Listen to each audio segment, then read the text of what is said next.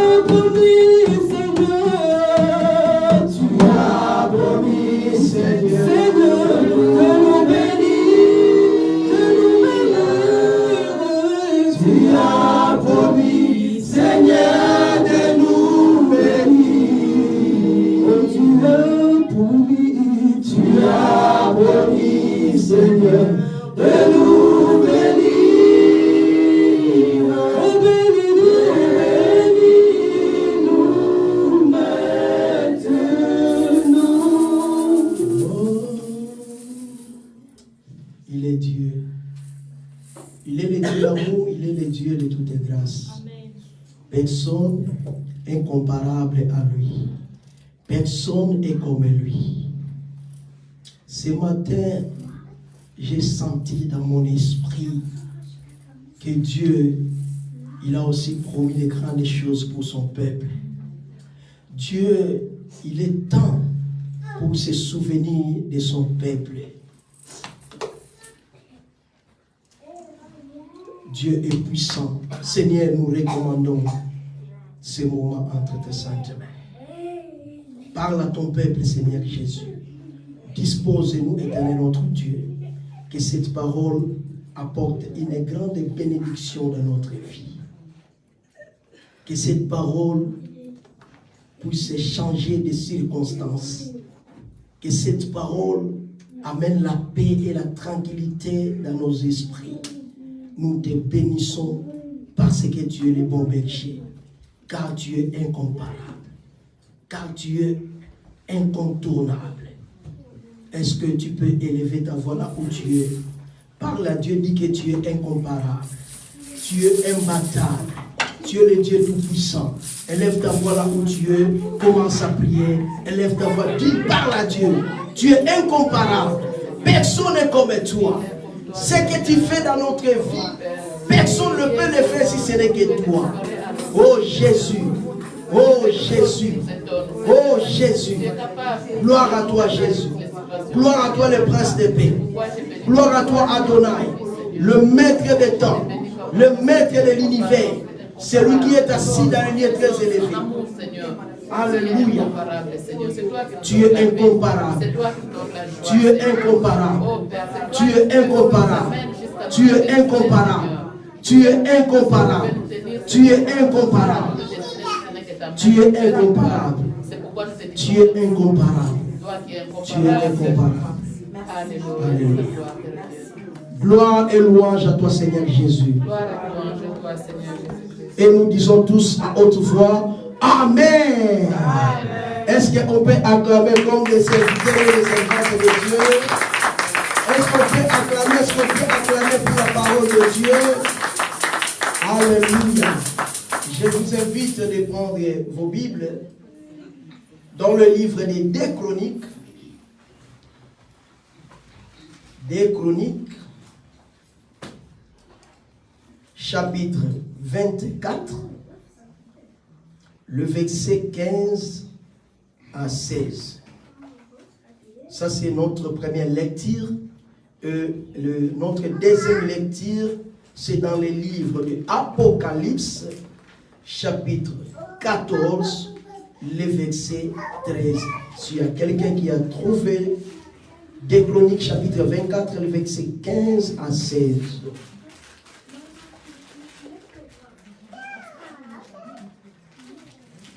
Chroniques, chapitre 24. Bien-aimés, soyez attentifs, écoutez la parole de Dieu.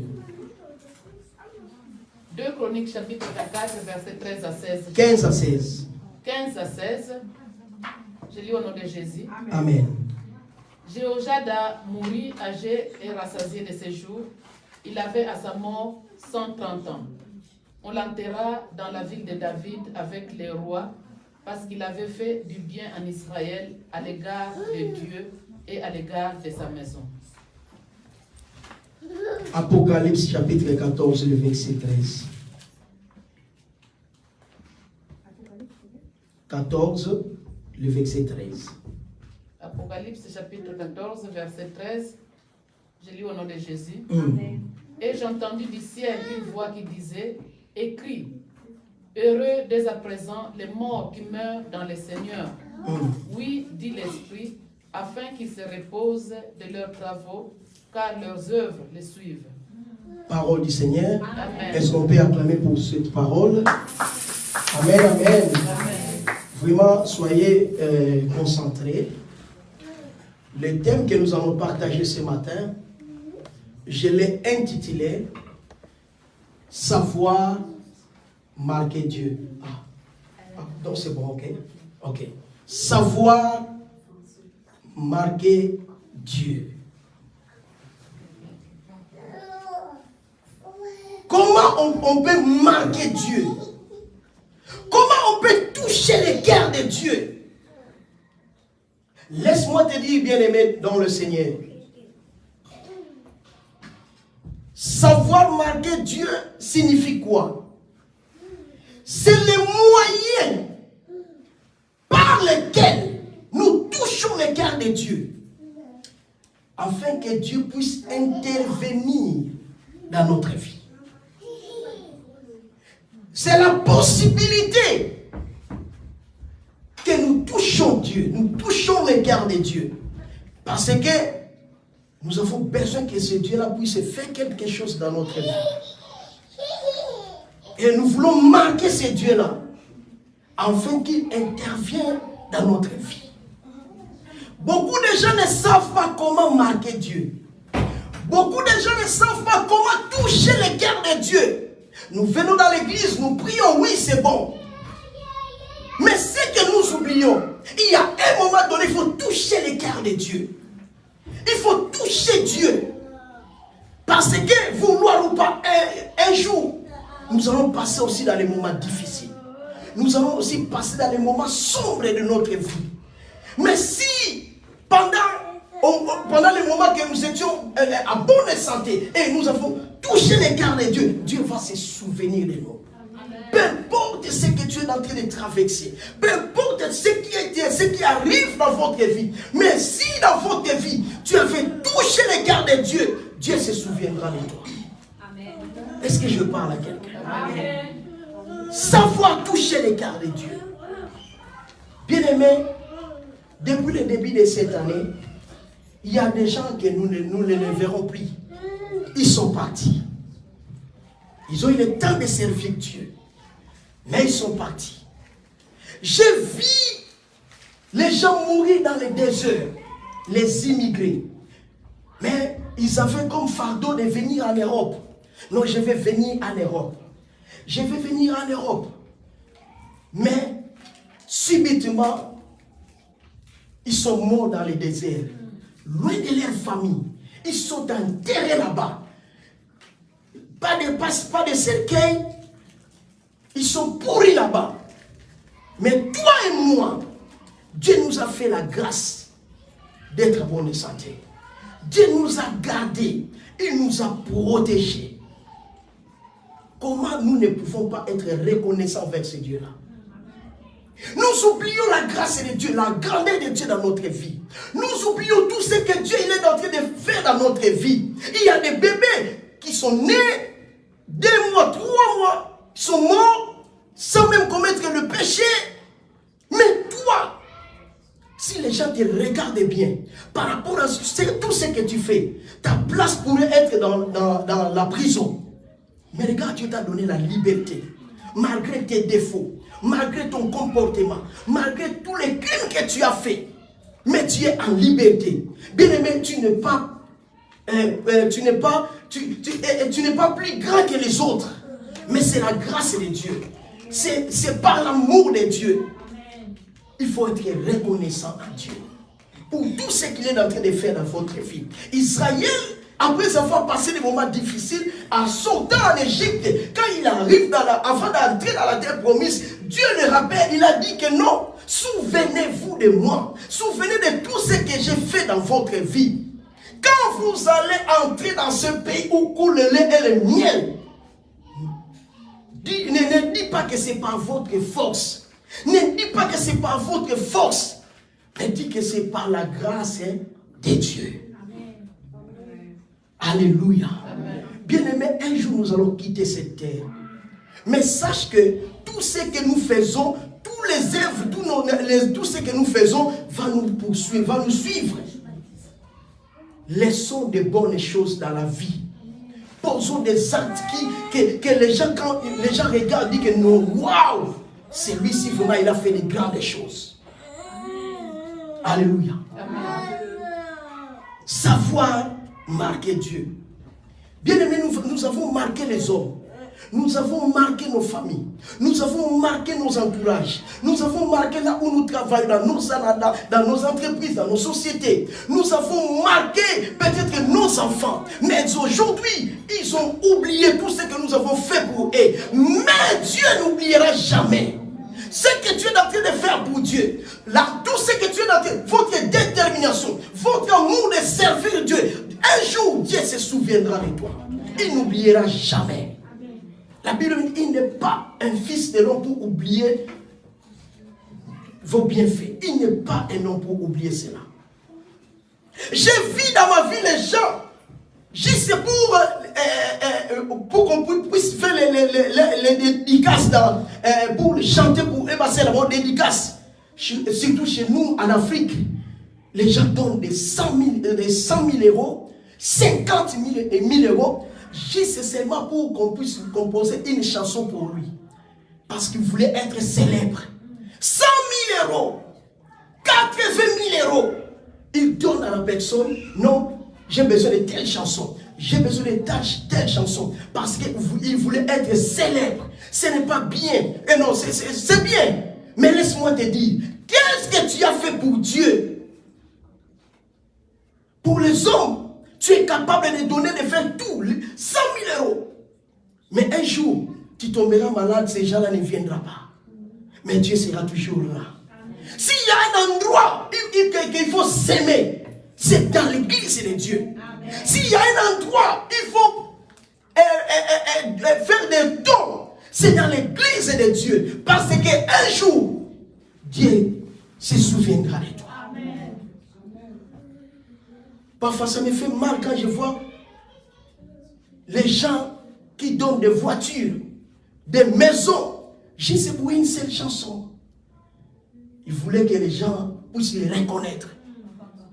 Mais les jours, il va perdre même l'un de sa famille. Ces gens-là ne viennent même pas. Ils sont dans leur désir, ils sont là en train de faire leur... Ils ne viennent pas. Mais si tu avais fait ça pour Dieu, Combien de fois Dieu peut te souvenir de toi? Combien de fois Dieu peut faire de grandes choses dans notre vie? Non, bien-aimés, changeons notre façon de voir les choses de Dieu. Changeons notre façon de travailler pour l'œuvre de Dieu. Ce que nous faisons aujourd'hui, un jour, Dieu va nous interpeller. Faisons effort de marquer, de toucher les cœurs de Dieu. La Bible nous dit ceci. Un jour, David, il a eu le désir, il a dit, oh non, ce que Dieu a fait dans ma vie, tellement c'est trop grand, je vais construire un temple à l'honneur de Dieu. Dieu n'a pas refusé. Dieu, il a accepté. Mais il a dit, non, toi, tu as fait des choses qui étaient tellement très mauvaises. Malgré que tu es l'homme selon mon cœur, mais ce que tu as fait, tu as détruit la vie des gens, tu as tué, tu as fait des choses que moi, Dieu, je n'étais pas content. Alors, je ne permets pas que tu puisses construire les temples pour moi. Mais je permets cela à ton enfant. C'est lui qui sortira de tes entrailles. C'est celui-là qui va construire le temple pour moi. Et un jour, Salomon est né. Et après quelques temps, cet homme, il est devenu roi en Israël. Quand il est devenu roi, il est devenu la première chose que cet homme il avait fait, il est allé à Gabaon. Il est allé sur cette montagne. Il a invoqué Dieu. Il a offert à Dieu 1000 holocaustes. Et tout ce qu'il avait fait, Dieu il était tellement touché. Son père n'a pas eu le temps de faire ça. Mais lui, il a fait ça. Il a donné des sacrifices à Dieu. Juste pour dire à Dieu, Seigneur, merci. J'étais peut-être quelqu'un sans valeur. Mais grâce à toi, aujourd'hui, je suis devenu roi. Je viens offrir ces sacrifices. Et Dieu, la Bible dit, Dieu se souvient de cet homme. Il a dit, demande-moi tout ce que tu fais. Pourquoi Dieu, il dit à Salomon de lui demander tout ce qu'il fait? C'est parce que cet homme, il a touché les cœurs de Dieu. Il a touché Dieu à travers les sacrifices qu'il avait offerts à Dieu. Dieu, il a dit, demande-moi tout ce que tu fais. Non, Seigneur, oh non, demande-moi tout ce que tu fais. Bien-aimé, Dieu est capable de nous donner tout ce que nous voulons. La Bible dit, fais de l'Éternel ton délice. Il te donnera ce que ton cœur désire. Il te donnera tout. Il a touché les cœurs de Dieu. Écoutez ce que Dieu a dit, demande-moi tout ce que tu veux. Sans exception, demande-moi tout. Il a dit, donne-moi la sagesse. Donne-moi la connaissance pour bien diriger ton peuple. Vous savez, diriger les gens, ce n'est pas facile. Nous avons des gens qui sont des tétis, les gens qui sont comme ça. Donc, il y a tous les caractères dans l'église pour diriger. Ces gens, ce n'est pas facile. Il a dit, tu m'as donné une grande responsabilité, mais donne-moi tout simplement la sagesse. Donne-moi tout simplement la connaissance, l'intelligence pour bien diriger ton peuple qui sont nombreux. Dieu a dit, oui, ça va, je te donne la sagesse. Je te donne l'intelligence pour diriger mon peuple.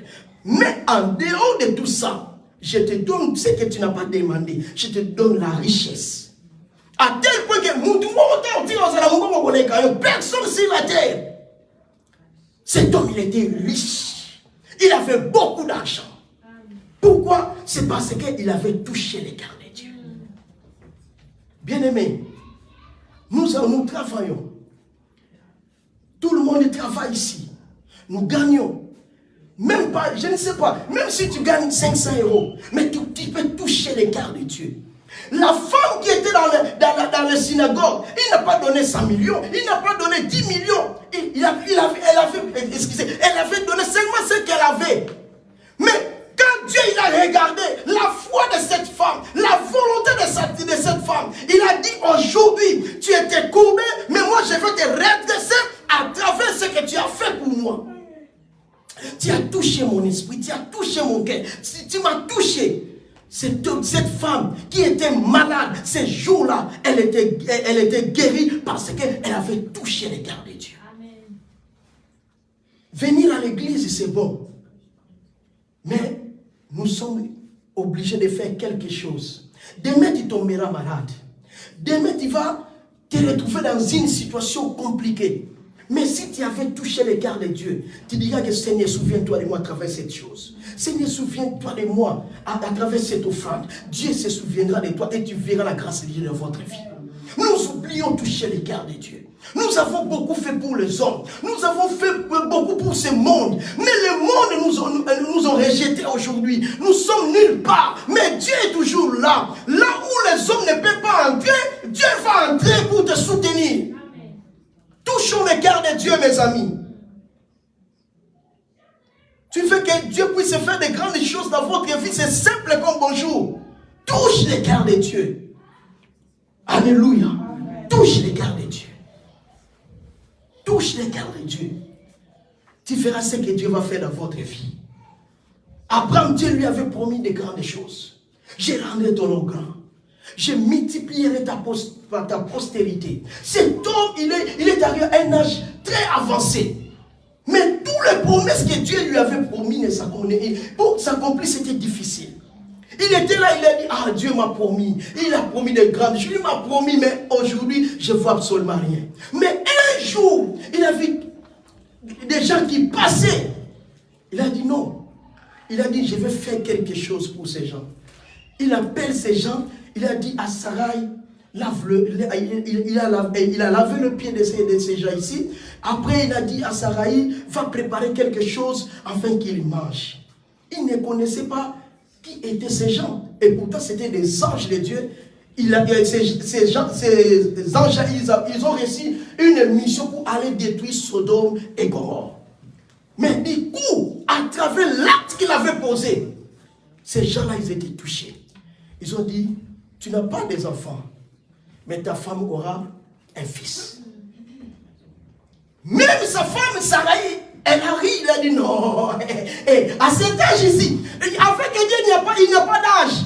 Même 60 ans, 70 ans, avec Dieu, tout est possible. La Bible nous dit, ce qui est impossible aux hommes est possible à Dieu. Quelle que soit ta situation, peu importe ce que tu es en train de vivre. Oh non, moi j'ai telle maladie. Moi j'ai le tumeur. Moi j'ai le cancer. Cette maladie est difficile. Les médecins sont limités. Non, Dieu n'est pas limité. Le problème c'est toi.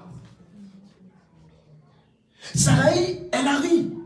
À d'autres termes, il a contesté la volonté de Dieu. Mais ces gens-là, ils ont insisté. À cette heure, ce même jour, on va revenir encore ici, dans cette ville. Mais toi, tu auras un enfant. Tu vas enfanter malgré ton âge. Mais ce que tu as fait, tu as touché mon cœur. Tu as touché le cœur de Dieu. Tu as marqué Dieu. Et la Bible nous dit dans le livre de Matthieu chapitre 10, le verset 41, si je ne me trompe pas, quiconque donnera un verre d'eau à mon serviteur, je me souviendrai de lui.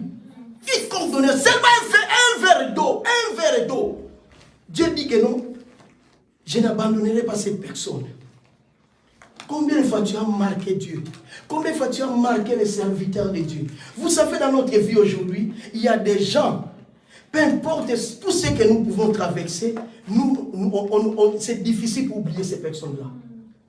Je vous dis sincèrement, il y a des gens dans la vie, tu peux oublier tout le monde, mais il y a des personnes, tu ne l'oublieras jamais. Pourquoi? Parce que ces gens-là, ils ont marqué ta vie.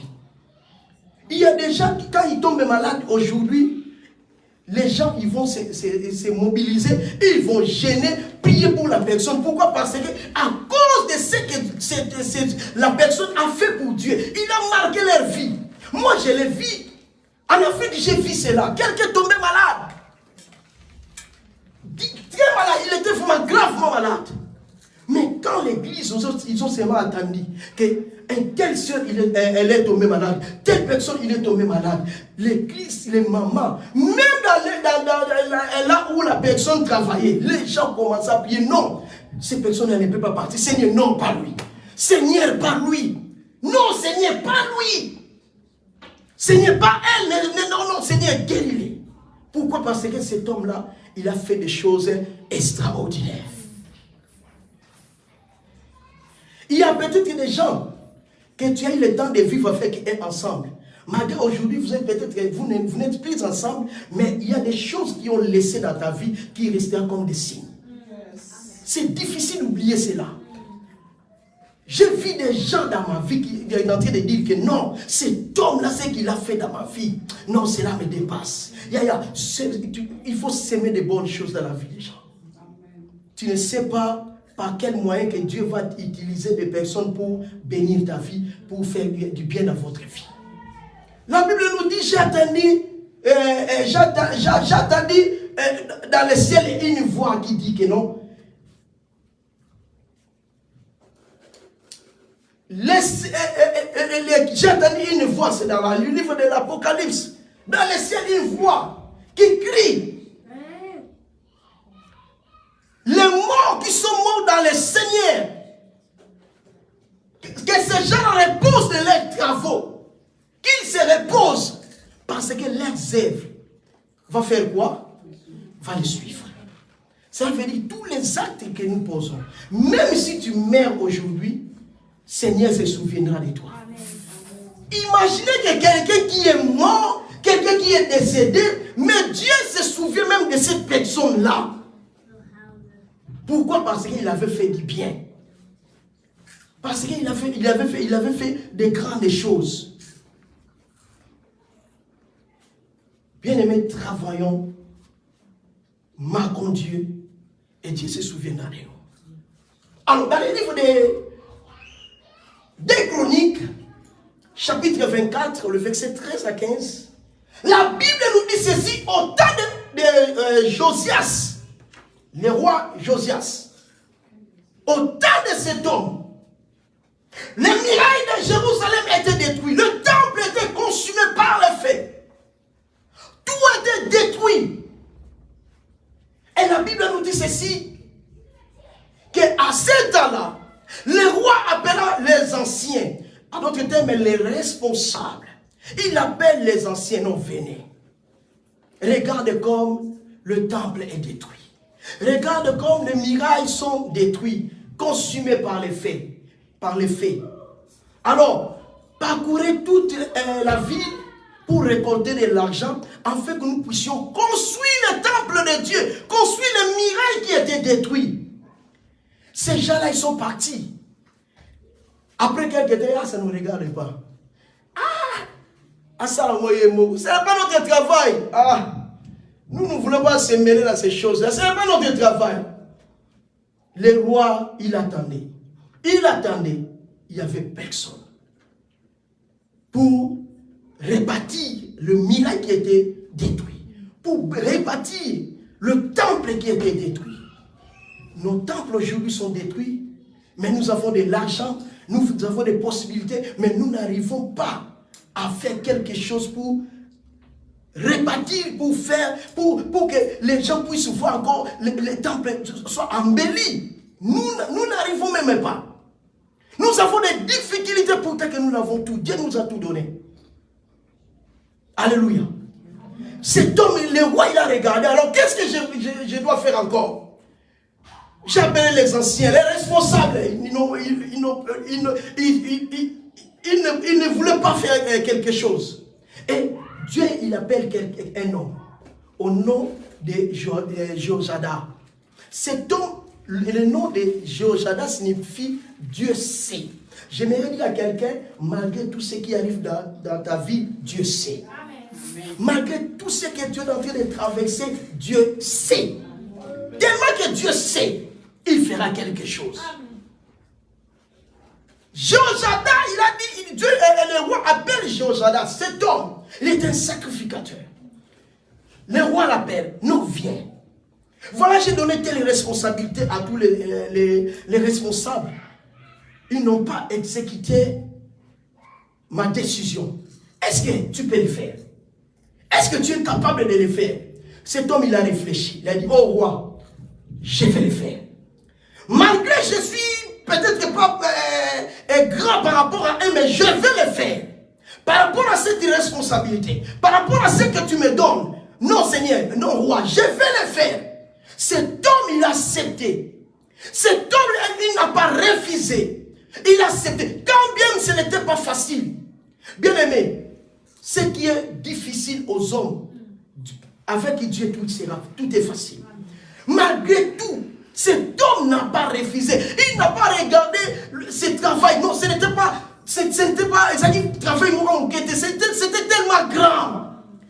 Voire même que les sacrifices, les responsables, ils n'ont pas voulu le faire.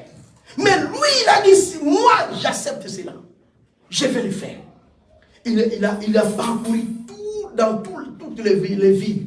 Il a commencé à récolter l'argent. Il a commencé à récolter l'argent. Il a commencé à récolter l'argent. Il a regardé. Alors on va commencer où? On va commencer par rebâtir les temples. Ils ont commencé à travailler. Ils ont commencé à travailler dans l'unité, dans l'amour, dans la fraternité. Ils ont commencé à travailler jusqu'à ce que tout était en ordre. Les mirailles. Oh, waouh! Quand les gens regardaient, on regardait, oh comment, ça c'est bon. Quand les gens regardaient le temple, oh non, la Bible dit, voire même l'argent est resté. Tellement il y avait la volonté, l'amour du travail, il y a même l'argent qui était resté. Mais quand tu viens à l'église, quand tu vois que non, là, ce n'est pas bon, qu'est-ce que tu fais?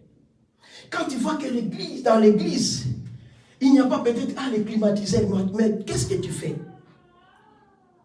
Qu'est-ce que tu fais? Tu attends qu'on puisse te dire que nous fais ceci, fais ceci, fais ceci. Tu peux toucher les cœurs de Dieu. Cet homme, il a fait cela. Il a travaillé. Il a récolté l'argent. Voire même l'argent est resté. Et la Bible nous dit, un jour, peut-être cet homme-là devait avoir peut-être, il devait peut-être s'y vivre peut-être 70 à 70 ans.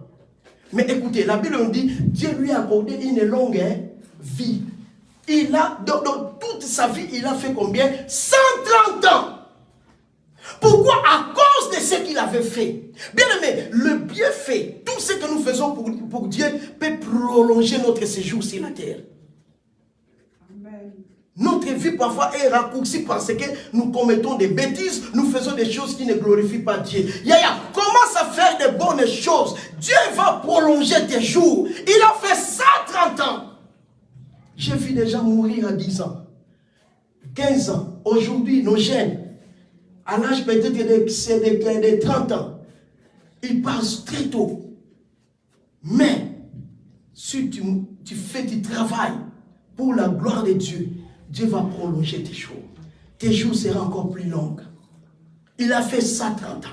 Mais ce qui m'a touché, les jours que cet homme était décédé, à l'âge de 130 ans, on a pris cet homme, on a dit que non, on va l'enterrer où? À Kamama. À Kamama, c'est le cimetière chez nous en Afrique. Hein. Supposez aujourd'hui, on peut dire quoi ici? Ulce. Hein? Non, on va l'enterrer où? À Ulce. On va l'enterrer où? À Vauxhélène. On va l'enterrer où? Je ne sais pas où. Mais les gens ont dit, les gens de la ville ont dit, non, non, non, oh non, roi, on ne peut pas faire ça. On ne peut pas l'enterrer ici à Arène. On ne peut pas l'enterrer ici à Vauxhélène, ni peut-être à Colchai, ni à Nzongerat, non. Mais les gens, ils se sont décidés, on a dit que non, on va l'enterrer parmi les rois. Là où on enterre les rois, là où on enterre de grandes personnalités, ils ont dit on va l'enterrer là-bas. Pourquoi? C'est parce qu'il avait fait du bien à l'égard de Dieu et à l'égard du peuple d'Israël. C'est parce qu'il avait marqué Dieu. On a dit non, à cause de cela. Lui qui n'était pas parmi les rois, lui qui n'était pas de la descendance des rois, mais il a été enterré parmi les rois parce qu'il avait fait du bien en Israël. Dieu se souviendra de toi, même si aujourd'hui tu n'es plus. Même si tu es mort aujourd'hui, Dieu se souviendra de toi. On voulait l'enterrer, peut-être je ne sais pas où, mais les gens se sont décidés. On a dit non, il ne mérite pas cela. Il ne mérite pas qu'on puisse l'enterrer à Ulce, ni à Vauxhélène. On va l'enterrer parmi les rois. Mais il n'était pas il n'était pas de cette descendance. Il n'était pas de la famille royale. Mais il a été enterré avec honneur, avec joie, parce qu'il avait fait du bien à Israël. La Bible nous dit, quand les centeniers, il a dit que son serviteur était malade. Il a dit non, il ne mérite pas d'être mort. Il est allé voir Jésus. Il a dit non, c'est ton mérite que tu lui accordes cela parce qu'il avait fait du bien dans ton église. Parce qu'il avait construit le temple. Parce qu'il avait fait du bien. Les bienfaits que nous faisons pour la gloire de Dieu ne meurent pas. Bien-aimé, fais par tous les moyens. Viens investir dans l'église de Dieu. Dieu se souviendra de toi. Savoir marquer Dieu, c'est très important. Savoir toucher les cœurs de Dieu, c'est très important. Peut-être la question que vous allez me poser, mais comment on peut toucher les cœurs de Dieu? Comment on peut les toucher? On peut les toucher comment? Malachie chapitre 3, le verset 10. Qu'est-ce que dit la Bible? Comment on peut toucher les cœurs de Dieu? Afin que Dieu puisse intervenir dans notre vie. Afin que Dieu puisse faire de grandes choses dans notre vie. Cet homme, il a marqué Dieu. Il a marqué le peuple de Dieu. Il a fait des choses extraordinaires. Mais le jour qu'il était décédé, il a été enterré parmi les rois. Comment marquer Dieu? On peut marquer Dieu à travers nos offrandes. Écoutez la parole de Dieu. Comment on peut marquer, toucher les cœurs de Dieu? À travers nos offrandes, on peut toucher les cœurs de Dieu. Dieu peut intervenir. Maman, tu n'as pas trouvé encore? Malachie 3, 10. Malachie chapitre 3, verset 10, Jésus au nom de Jésus. Apportez à la maison du trésor toutes les dîmes. Apportez à la maison du trésor. Toutes les dîmes. Afin qu'il y ait de la nourriture dans ma maison.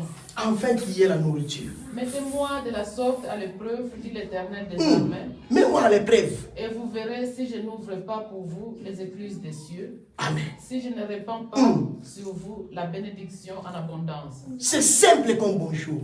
Pour toucher les cœurs de Dieu à travers tes sacrifices, à travers les actions de grâce, tu peux toucher les cœurs de Dieu.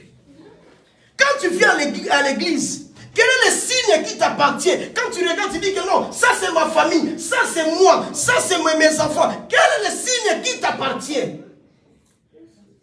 Il y a des gens qui amènent des sacrifices peut-être que nous voyons, peut-être matériels, oui merci beaucoup. Il y a aussi des sacrifices qui ne sont pas matériels. Des gens qui amènent aussi de l'argent.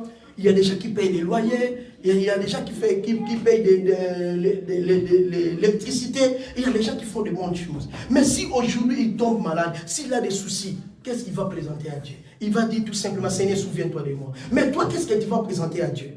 Si tu tombes malade aujourd'hui, si tu as des problèmes dans votre famille, qu'est-ce que tu vas présenter à Dieu afin que Dieu puisse intervenir dans votre vie? Yaya, viens à l'église, viens s'aimer. Ce que tu fais, tu ne fais pas pour Timothée, tu ne fais pas pour Maman Bienvenue, tu ne fais pas cela pour Pasteur Philippe, mais tu fais ça pour la grâce de Dieu. Tu ne fais pas cela pour Papa Ben, mais tu fais cela pour la grâce de Dieu. Aujourd'hui, si un serviteur a Betika moi c'est notre argent. Ces jours-là, les gens ne veulent pas donner parce qu'ils pensent à autre chose. Non, viens investir à Dieu. Quand tu viens à l'église, viens. Quand tu vois qu'il y a des choses qui ne marchent pas, viens s'aimer. Touche les cœurs de Dieu. À travers ton offrande, tu verras Dieu va ouvrir le ciel pour toi. Dieu ne t'oubliera jamais. Tu as les problèmes de papier, n'ayez pas peur. Tu as les problèmes de santé, n'ayez pas peur. Viens à l'église, parle à Dieu. Seigneur, je donne ceci. Et je présente aussi mon problème. Voici mon cas. Tu verras la grâce de Dieu. Dieu ne ment jamais. Dieu n'oublie pas nos bienfaits. Dieu se souviendra toujours de nous, quels que soient les problèmes. Comment on peut toucher les biens, marquer Dieu? On peut marquer Dieu par rapport à notre façon de travailler pour Dieu. Notre façon de sacrifier, de se sacrifier par Dieu. En d'autres termes, si nous marchons conformément selon sa volonté, nous allons marquer Dieu. Daniel chapitre 3. Non, là on ne va pas lire, c'est tellement trop. Dans le livre de Daniel chapitre 3, et si vous prenez encore d'autres versets, cet homme, la Bible nous dit, il est parmi Parce que dans la Bible, il y a seulement 3 personnes qui étaient intègres. Intègres, ça veut dire qui étaient justes et l'éventuel. C'était d'abord Daniel, Job, après qui? Il faut savoir Noé. Ce sont 3 personnes seulement qui étaient justes et devant Dieu. Donc, dans la Bible, c'est seulement 3 personnes. Ils étaient intègres devant Dieu. Cet homme, malgré tous les menaces des rois, imaginez qu'ils étaient à Babylone. Mais on leur impose d'adorer les dieux qu'ils ne connaissaient pas. Ces gens, ils ont dit, niet. Nous, on ne va pas adorer ces dieux-là. Si vous allez nous tuer, vous pouvez nous tuer. Nous, on ne va pas adorer ces dieux-là. Une vie correcte avec Dieu. Marcher correctement avec Dieu. Dieu, ça veut dire que tu es en train de toucher Dieu. Quand les rois, ils ont décidé de le mettre en prison, de le mettre dans les fournaises ardentes, ils ont chauffé cela à 7 degrés, mais la Bible nous dit tout à coup, pendant qu'ils étaient dans la fournaise ardente, il y a eu la 4e personne qui était là. Il a intervenu. Pourquoi? Ces gens-là, ils n'ont pas cédé. Ils ont décidé de marcher selon la volonté de Dieu. Bien aimé, la vie de sanctification. Je sais que nous aimons le péché. Je sais que le péché nous donne peut-être d'autres envies. Mais sache-le bien, si tu te comportes correctement devant Dieu, le Seigneur est en train de toucher le cœur de Dieu. À chaque fois que tu vas passer dans les moments difficiles, Dieu se souviendra de toi. Parce que tu es correct devant Dieu. Regarde notre conduite. Regarde notre façon de travailler. Quand on vient à l'église, on est propre. Les gens voient que nous, c'est comme si nous sommes comme des anges. Mais en réalité, quand on retourne chez nous, nous avons une autre identité. Comment les gens nous regardent? Qu'est-ce que les gens parlent de nous? Soyons corrects. Soyons justes devant Dieu. À chaque fois que tu auras des problèmes, Dieu va intervenir parce que tu es correct, parce que tu vis dans la vie de sanctification, parce que tu ne marches pas selon la volonté des hommes, mais tu fais ce que Dieu te demande. Dieu, il a dit, avec les 3 compagnons de Daniel, ils étaient en train de mourir. Mais Dieu, il a dit non, je vais intervenir. Parce que ces gens ici, ils ont accepté, ils ont marqué ma vie. Ils ont marqué, ils m'ont marqué, ils ont fait des choses extraordinaires. Bien aimés, marchons, soyons droits devant Dieu. Dieu ne nous abandonnera jamais. Il se souviendra de nous. Ce qui nous dit aujourd'hui, c'est quoi? Parce que nous ne voulons pas être corrects devant Dieu. Nous, les mensonges, c'est toujours nous. Tout ce qui est comme de ce monde, toutes les musiques mondaines, nous sommes toujours là, dans des choses qui ne donnent pas gloire à Dieu. Nous sommes toujours dans des futilités. Nous oublions que demain, le lendemain ne nous appartient pas. Demain, Dieu peut t'interpeller, mais tu seras où? Bien, mais le monde arrive à sa fin. Jésus-Christ revient bientôt. Marche correctement devant Dieu. Abandonne cette vie-là de péché. Nous allons lire, je crois, 2 Thessaloniciens, je crois. Ça, nous allons lire ça. 1 Thessaloniciens, chapitre 4, le verset 7. 1 Thessaloniciens, le verset 4 à 7. 1 Thessaloniciens, chapitre 4, le verset 7. Écoutez ce verset. Je lis au nom de Jésus. Comment marquer Dieu? Car Dieu ne nous a pas appelés à l'impurité. Dieu ne nous a pas appelés à l'impurité. Mais à la sanctification. À la sanctification. Ce que Dieu attend de nous, c'est notre façon, notre marche, notre comportement, notre caractère. Pas dans le péché, pas dans l'impudicité, pas dans l'impureté, pas dans des choses bizarres. Non, Dieu nous appelle à la sanctification. Si nous voulons marquer Dieu, marchons correctement devant Dieu. Si vous voulez encore marquer Dieu, il y a beaucoup de choses que nous devons faire. Sacrifie-toi. Sacrifie-toi. Travaille pour Dieu. Tout travail apporte toujours des bénéfices. Je n'ai jamais vu quelqu'un travailler et ne pas être rémunéré. Toute personne qui travaille, il a droit à moyenner quelque chose. Si les gens de ce monde nous payent après un mois, combien de fois Dieu va nous récompenser? Travaillons pour Dieu. Ne venez pas à l'église seulement pour venir. Mais tu peux faire quelque chose. Tu peux faire quelque chose. Tu peux toucher le cœur de Dieu. Tu peux marquer Dieu.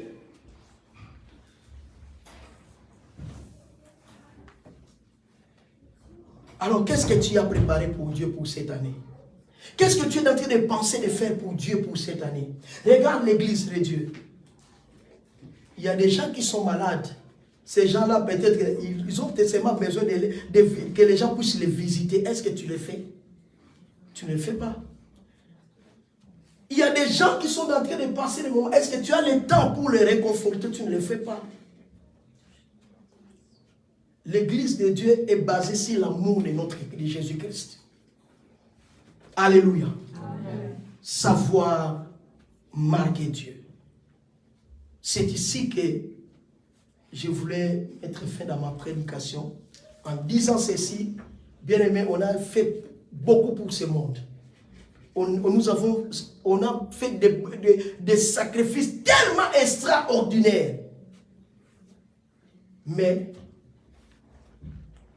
pose-toi la question, qu'est-ce que tu as fait pour Dieu? Qu'est-ce que tu as fait pour Dieu? Pose-toi la question dans votre cœur.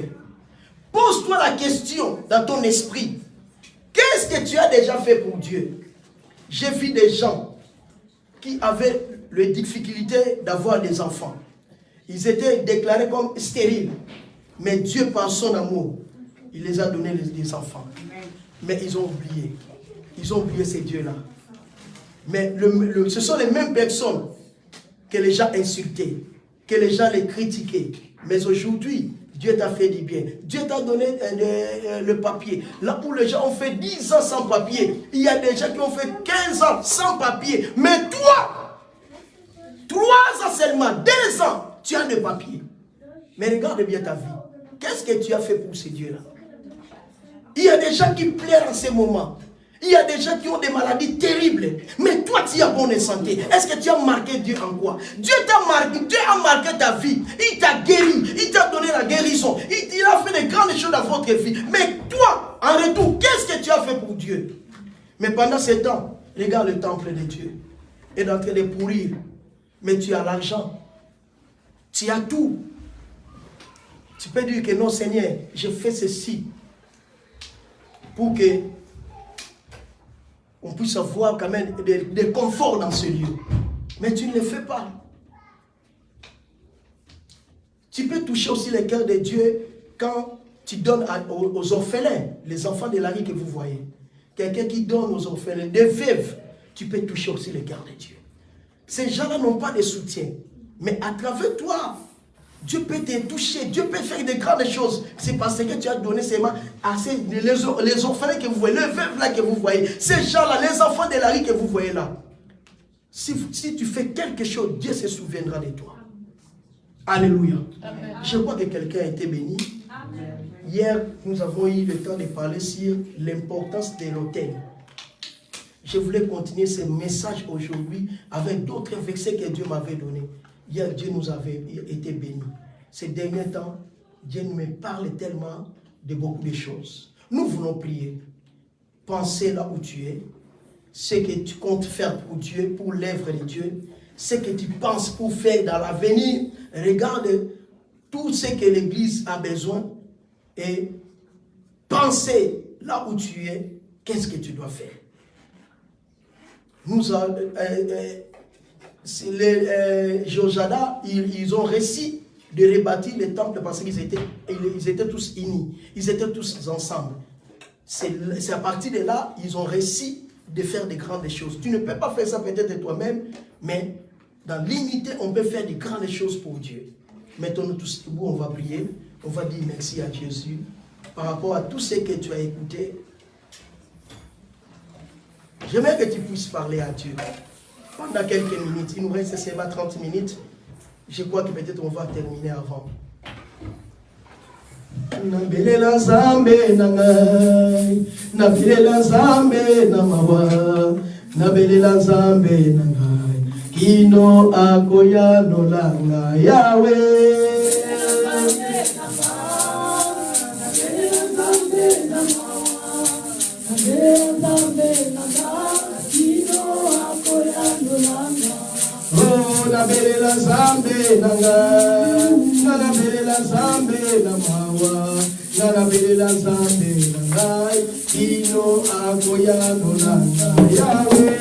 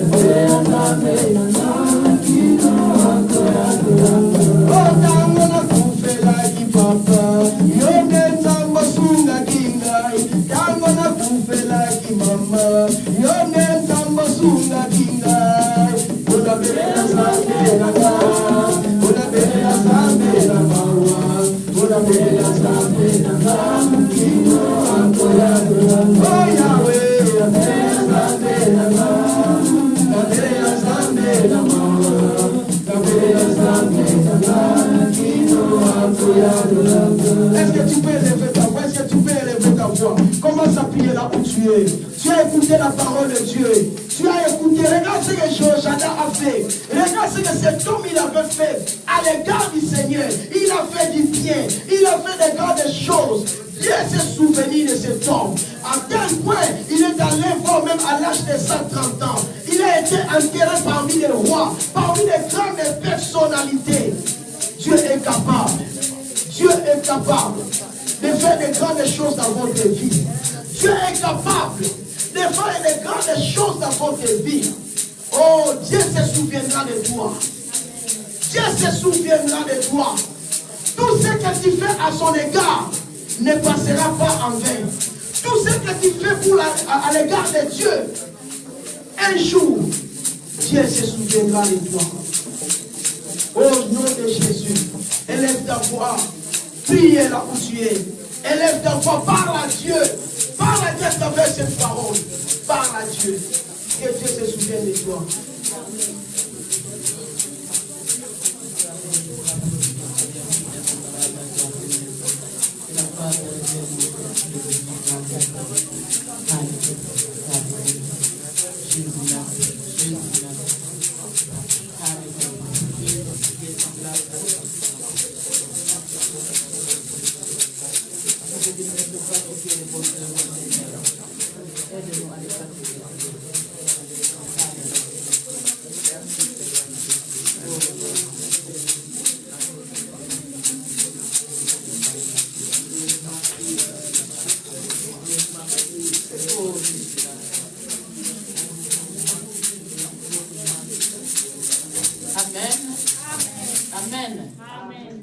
Pendant que les prédicateurs prêchaient, presque vers la fin,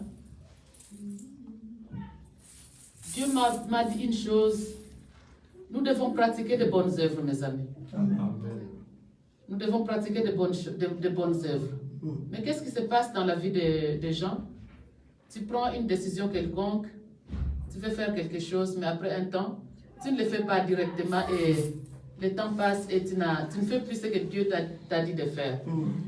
Alors, Dieu m'a amené dans le livre d'Éphésiens chapitre 2, le verset 9 et le verset 10. Est-ce que nous pouvons le lire? Je ne prêche pas, c'est un complément du message que le pasteur nous a donné. Ce n'est point par les œuvres afin que personne ne se glorifie. Amen.